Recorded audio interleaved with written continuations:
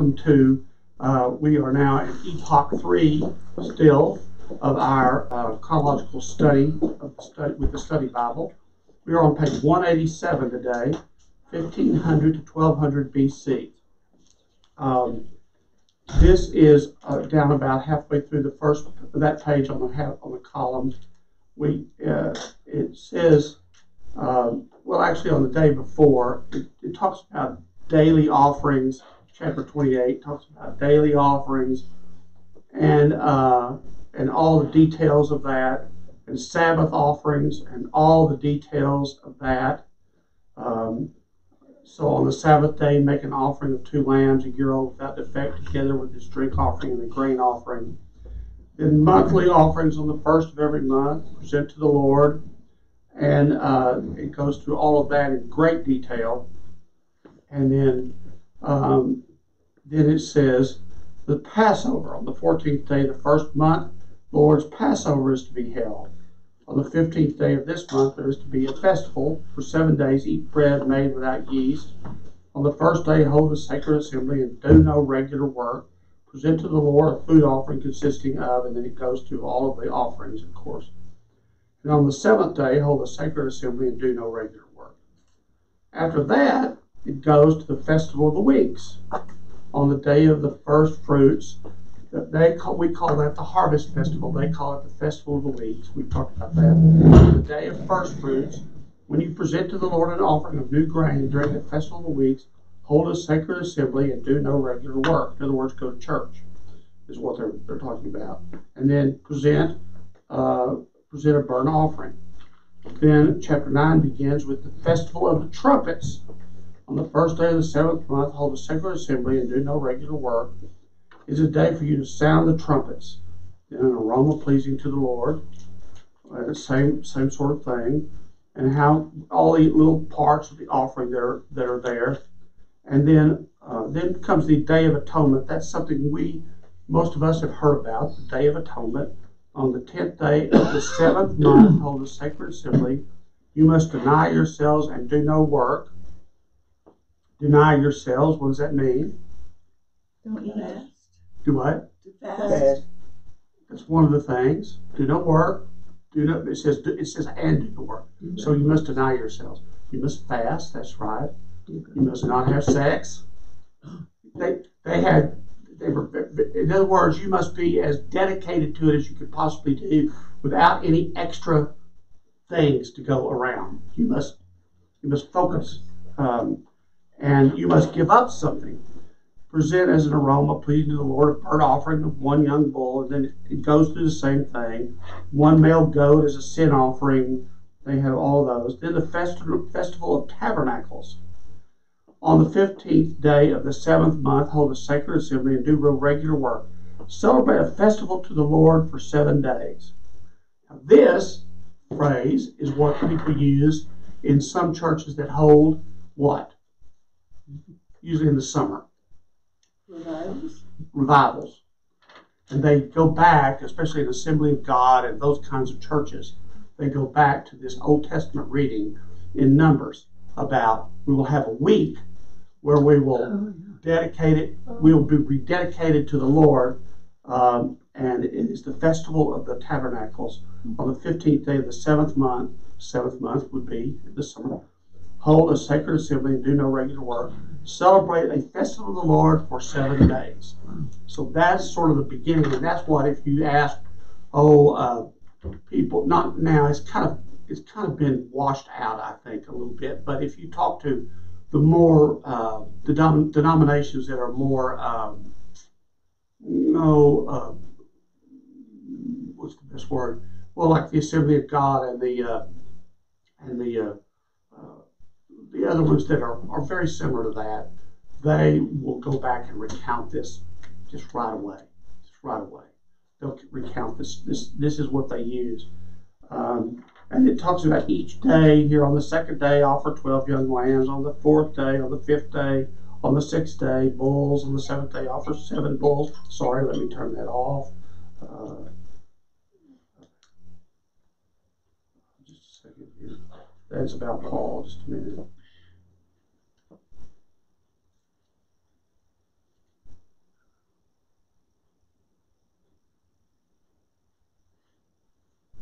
Who's Ben Cannon? Does anybody who know who Ben Cannon is? Okay. All right. In addition to what you vow and your freewill offerings, offer these to the Lord at your appointed festivals, your burnt offerings, grain offerings, and then it goes on and on. Then in chapter 30, it begins with vows. Moses said to the heads of the tribes of Israel, "This is what the Lord commands. When a man makes a vow to the Lord or takes an oath to obligate himself by a pledge, he must not break his word, but must do everything he said. When a young woman still living in her father's household makes a vow to the Lord." Now, this is pretty interesting. He is again separating the men and the women and what their rules are. This is what the Lord commands. When a man makes a vow to the Lord, when a man does, or takes an oath to obligate himself by a pledge in any way, he must not break his word, but must do everything he said. When a young woman still living in her father's household makes a vow to the Lord or obligates herself by a pledge, and her father hears about her vow or pledge, but says nothing to her, then all her vows and every pledge by which she obligated herself will stand. But if her father forbids her when he hears about it, none of her vows or the pledge by which she obligated herself will stand. The Lord will release her because, golly, I wouldn't be worried if this. Ben Holland. Okay. If she marries after she makes a vow or obligates an utter rash promise by which she obligates herself, and her husband hears about it but says nothing to her, then her vows or the pledges by which she obligates herself will stand. But if her husband forbids her when he hears about it, he nullifies the vow that obligates her or a rash promise by which she obligates herself, and the Lord will release her. Any vow or obligation taken by a widow or divorced woman will be binding on her. If a woman living with her husband makes a vow or obligates herself by a pledge under an oath, and her husband hears about it but says nothing to her and does not forbid her, then all her vows or the pledges by which she obligated herself will stand. But if her husband nullifies them when he hears about them, then none of the vows or pledges that came from her lips will stand. Her husband has nullified them, and the Lord will release her. Her husband may confirm or nullify any vow she makes or any sworn pledge or deed to deny herself. But if her husband says nothing to her about them from day to day, then he confirms all her vows and the pledges binding on her. He confirms them by saying nothing to her when he hears about them. If, however, he nullifies them sometime after he hears about them, then he must bear the consequences of her wrongdoing. These are the regulations the Lord gave Moses concerning relationship between a man and his wife, and between a father and his young daughter still living at home. Wow, that's a lot. It's a lot. And we wonder why. We wonder why. Why can I nullify what my daughter pledges or vows? Well, you would think she's still living at home. She may be not able to, she may not be old enough to make those decisions. There's that sort of a thing, you know. And then it also says that about a wife. So firmly, the husband is in charge. The women are can do what they want unless the husband negates it. That's kind of that's something that we wouldn't do this today, now in this day and age. However, the question is, why would we not do it? And God has instructed them to do it. Why would that be? One of the many rules that they established because they had none. I suppose. So what would be the rule? What would we have heard nowadays that would take away that rule? Oh, equal rights. That's a man's law, not God's law. Yeah. We've come a long way, baby. You must have been a flight attendant for Southwest when they wore hot pants and boots. Yeah. Well, only. I think, back then, the society was predominantly male. paternal, Yes, but, I mean, that had to come from God in some way, shape, or form. yes. But I'm not sure, How it's gotten washed away during this time. well, I'm not sure what the reason was for it. Well, let's try this on for size. If you are an Hasidic Jew or an Orthodox Jew, it hasn't changed. Mm-hmm. So he is talking to his original, I'm going to use that word original, chosen people. And they still live within the bounds of the 5 books of the Old Testament. Original covenant. That's right. But, Because they don't believe Jesus has come. but the Muslims still feel that way. They do, but I mean, it's different, but I mean, it's, but it's the I'm same. not very It's the confident in same. their godliness of No, I what know, they not feel. necessarily godliness, but it's their same custom. Yes, it is. They just, what did they do? Just massacre. How many? They just massacred, and all the women were running, and they showed it on YouTube. And, it was awful. It was awful. I mean, but that's right. I think it has to do again with God was very careful. If we've noticed, He had the Levites who were in charge of the worship space. And so, of the 12 tribes, the Levites were given this. The rest of the tribes were able to do what they wanted to, but he picked a tribe, the Levites, and they were in charge of the worship space. And so, as we will read here in a minute, their money, their goods, not money, their goods and whatever they had, and the priests come from these offerings that these people give to God. When they give them to God, what they're actually doing is the priest is taking them as a portion, Yeah. as an emissary of God. Let's put it that way. I mean, God, you can't give God. You can get the aroma, but you can't give God the lamb. So that's how they divide all that up. Do you think maybe Adam and Eve had something to do with this? Oh, you're going to say that Eve ate the fruit, and so God said And we this can't led- trust them. And misled Adam?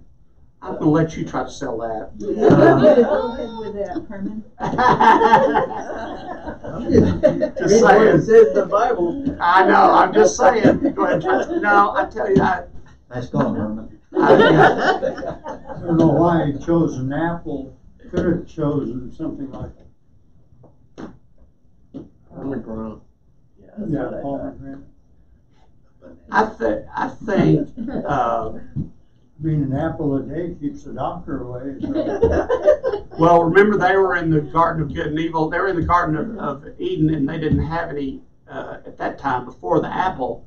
They didn't have any health issues. Yeah, on nutrition. They were all heaven on earth. Yeah. It wasn't until sin came, which was the first sin, that we had health issues. So just in case you want to think back on that, you can certainly go with that if you want to.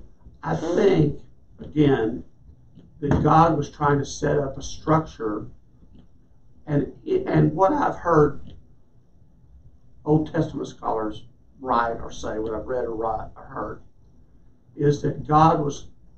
This doesn't sound like it to you all because we're very far along now. This was 1,500 years before Christ. He was trying to set up a system to protect the women. So if they were in their father's house, the unmarried women, they were protected by the men. That nowadays people will change this a little bit, but for many years in our lifetimes, who gives this woman in matrimony? The father says, I do. Now, nowadays, you'll hear her mother and I. But for many years, and still in some places, it is her, I do. And it's the male. It's just that I think that God set this up in a way in those days when they didn't have the rules, and they didn't have the courts, and they didn't have the ways to protect people, that God gave it to the men of the house to to protect the women under his care, really. So I think instead of looking at it, I'd like to not look at it as some sort of misogynistic thing here. I think that what God was doing was saying, somebody has to be in charge. We can't have everybody going to the Eleazar, the priest, all the time for every little thing that happens. So somebody has to be in charge. What is a good example, not of being in charge, but many of you have taken part in home churches, where Brooks and Judy used to have a home church in Maryland, and those are typically set up. Nowadays, everybody participates just like everybody participates here. But originally, when those were set up, and back as we get through further through the Bible, if I live long enough, they will talk about the churches that, the disciples had mostly home churches that they went to after Jesus ascended into heaven. They mostly had home churches they went to. And most of those churches were set up by the males. And the women provided, it's kind of like today in our church. You have the male priest, and you have women who read and do things, and they also, except for when John makes ice cream or wings, a lot of it is the women make the food. In our minds, at least, we wouldn't think, unless we know it to be the case, like John's ice cream, we wouldn't know it, and we would think that most of the food brought on those Sundays we have those are made by the women. It's not true anymore, but they think that. It's a natural thing to think. I think that God was setting up a way to protect the women because there were no other ways. There were no courts. There were no laws outside of what God gave them, and so it was easier to say within the household, the man will do this and the women will do this. I don't think it was disparaging on women particularly, even though it might sound like that to us in this year of our Lord, 2023. But I don't think that was the case. I think he was saying this, and I think that the Jewish, Hasidic Jews, and the other Jews still follow that. Not the Reformed Jews so much, but the other Jewish families still follow that. So anyway, I can only speak from my family. yes, And my father, and my grandfather, and me, and my children's fathers. We maintained that culture. The thing that changed is, at least over the last 30 years, single parent families well, that Double income. and the working of women. career of women. And that changed during World War II. Yeah. It did, and so that I don't know that tradition has withered away completely. Not completely, but I would guess that it doesn't have quite the same power that it did in these. No, but you're spot on with the protectorate issue, because that. Well, what's the thing? You've got to go ask my father for my hand in marriage. Mm-hmm. My dad was a lot more harsh with me than he ever was with my sisters. Yeah. Because He was the protector. he was the protector. And he was teaching you how to do it. Yes. Exactly. So, but still, well, you have to go talk to my father, I mean, ask my father for my hand. My husband. They don't ever, hardly does it ever say, ask my mother and father for my hand. You don't hear that phrase. So anyway, let's not go into that any further, but there are good reasons, and it's not to just because, it's not because women weren't capable. I think there had to be a way it was set up, and that's the way God chose it to be set up. These are the regulations that the Lord gave Moses concerning relationships between a man and his wife, between a father and his young daughter, still living at home.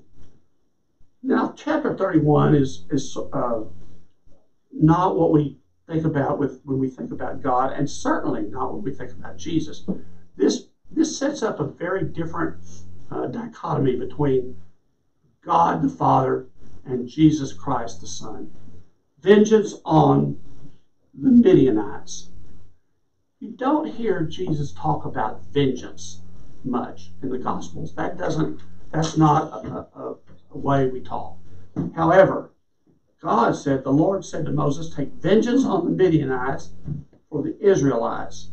And why are we doing this again? Why did he say this? Do you remember why? Remember that when the leaders were away, the people fell under the spell of the Midianite women. Remember that? And so he said, after that you will be gathered to your people. He's talking to Moses. Do this last thing, and then you're going to be gathered. You're going to go to heaven. You're going to be gathered to your people. So Moses said to the people, arm some of your men to go to war against the Midianites, so that they may carry out the Lord's vengeance on them. Send into battle 1,000 men from each of the tribes of Israel. So 12,000 men armed for battle, and 1,000 from each tribe were supplied from the clans of Israel. Moses sent them to battle, 1,000 from each tribe, along with Phinehas, son of Eleazar the priest, who took with him articles from the sanctuary and the trumpets for signaling. So, going into battle, they had they had God with them in the form of, not only did he say to do it, but in the form of they took the chaplain along with them, the military chaplain along with them, you see, and the symbols of what that means. They would later take a flag or something like that. They fought against Midian as the Lord commanded Moses and killed every man. And then it says they killed the 5 kings of Midian. They killed all these people with the sword. They captured the Midianite women and children and took all the Midianite herds, flocks, and goods as plunder. They burned all the towns where the Midianites had settled, as well as their camps. They took all the plunder and spoils, including the people and animals, and brought the captive spoils and plunder to Moses and Eleazar the priest and the Israelite assembly at their camp on the plains of Moab by the Jordan across from Jericho. Moses, Eleazar the priest, and all the leaders of the community went to meet them outside the camp. Moses was angry with the officers of the army, the commanders of thousands and commanders of hundreds who returned from the battle. Have you allowed all the women to live? He asked them. They were the ones who followed Balaam's advice and enticed the Israelites to be unfaithful to the Lord in the Peor incident, so that a plague struck the Lord's people. Now kill all the boys and kill every woman who has slept with a man, but save for yourselves every girl who has never slept with a man. Anyone who has killed someone or touched someone who was killed must stay outside the camp for 7 days. On the 3rd and 7th day you must purify yourselves and your captives. Purify every garment as well, because why death was not pure, remember? And why was death not pure? I just told you a little while ago. Death was a symbol of, I didn't say it this way, I said sickness was a symbol of sin. Death was the ultimate sickness of sin. It isn't now the way we think that death is a way to is the entrance to heaven. It was then death was the ultimate result of sin, which was the ultimate result of the Garden of Eden. So it tracks.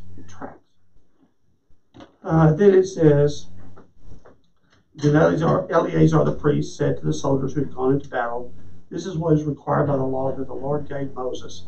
Gold, silver, bronze, iron, tin, lead, and anything else can withstand fire must be put through the fire, and then it will be clean.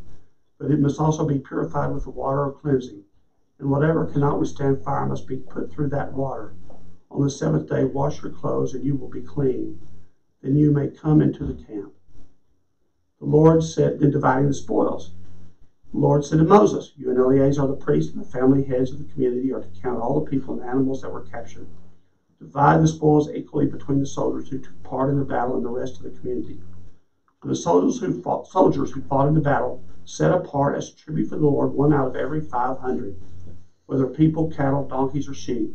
Take this tribute from their half share and give it to Eleazar the priest as the Lord's part.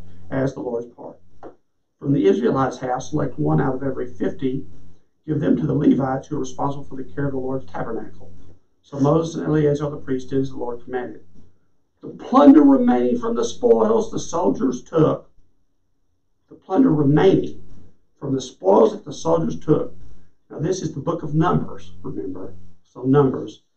The plunder remaining the soldiers took was 675,000 sheep, 72,000 cattle, 61,000 donkeys, and 32,000 women who had never slept with a man.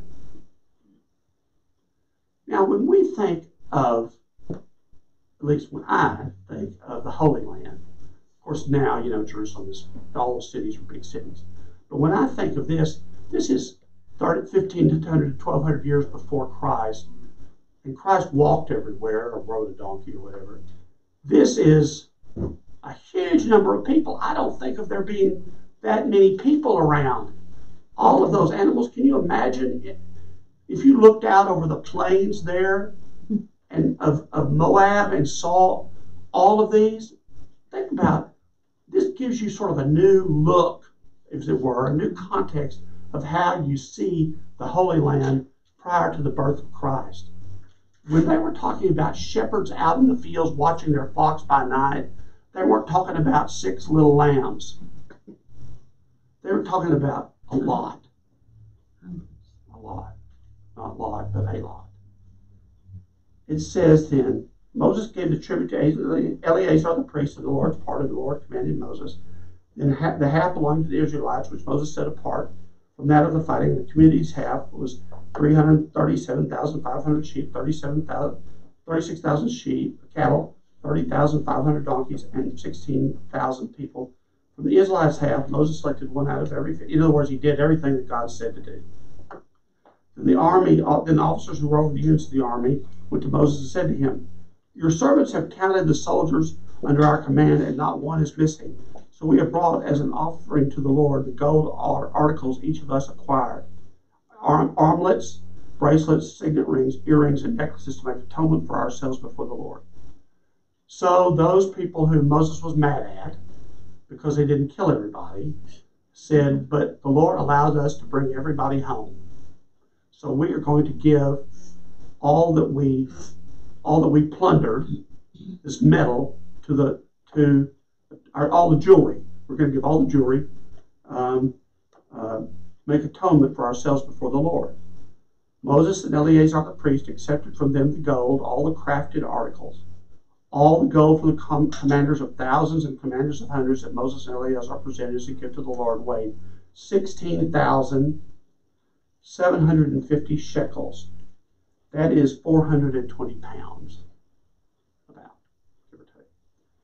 And Moses and the priest accepted it.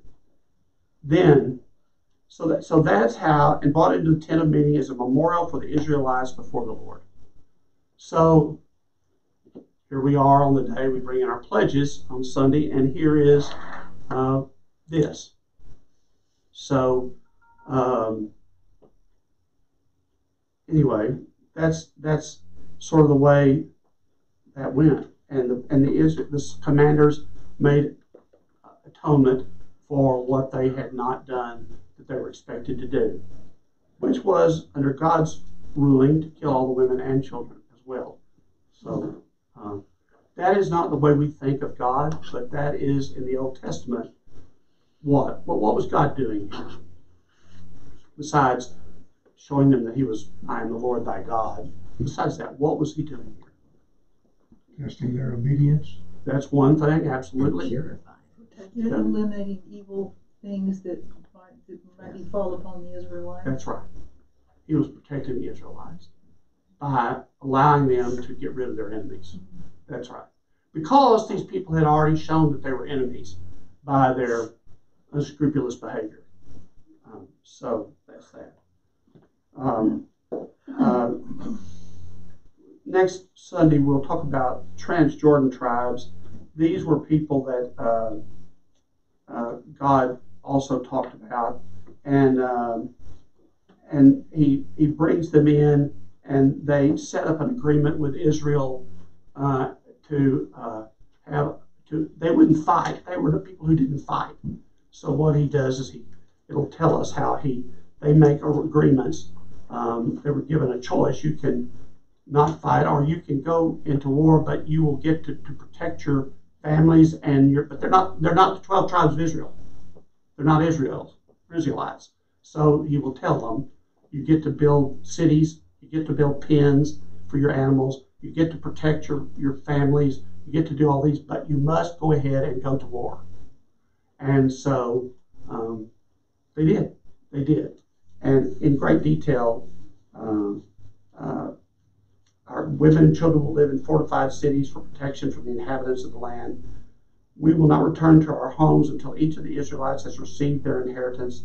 We will not receive any inheritance from them on the other side of the Jordan, because our inheritance has come to us on the east side of the Jordan. So God's basically saying, if you go to war to help the Israelites, you will not go into the promised land, these two groups, the Reubenites and the Gadites. You will not go, but they had large herds, and they had you can build your cities, you can have your protection, your women will be protected, your families will be protected, you must go to war, but you'll have these cities, you'll have all this, but what? You're going to get yours now. You're going to get yours now. You're not going to go into the promised land with the Israelites, because they are my chosen people and they're going to go there. So you're always going to live on the other side. So there was a purified way they divided that up. Only the promised land, only God's chosen people of Israel, the 12 tribes, went into the promised land.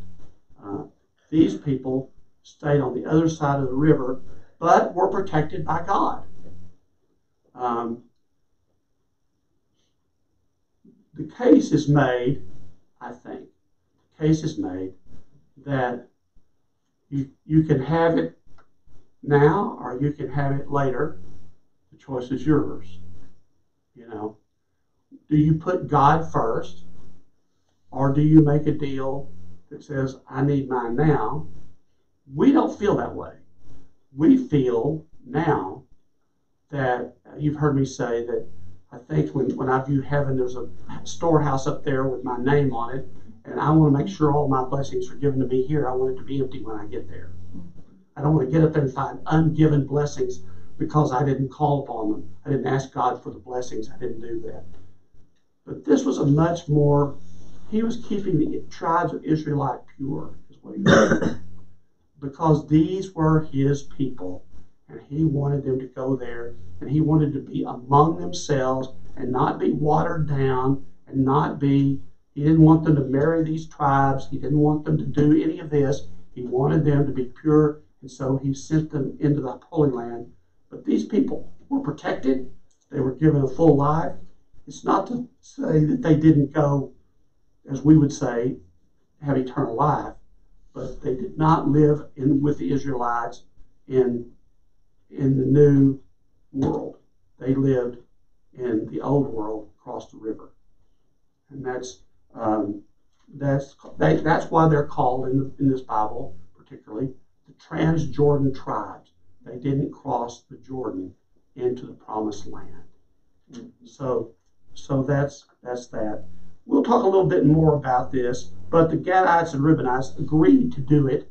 They were happy to do that, and so Moses gave all of the land that God had promised, and then they fought and they helped the Israelites, and then it was time almost for the Israelites to cross into the Promised Land.